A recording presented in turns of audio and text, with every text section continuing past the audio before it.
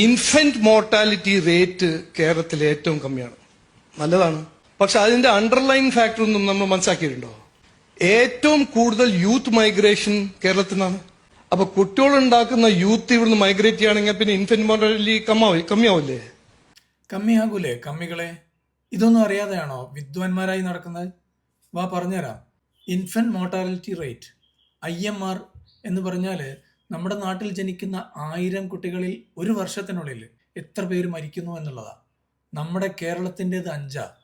അത് അമേരിക്കയുടെ 5.6-നേക്കാളും മെച്ചപ്പെട്ടതാന്ന് പറയുന്നത് നല്ലതല്ലേ? പക്ഷേ നമ്മുടെ മൈഗ്രേഷൻ എങ്ങനെയാണ് അത് ബാധിക്കുന്നത്? അത് മനസ്സിലാക്കണം.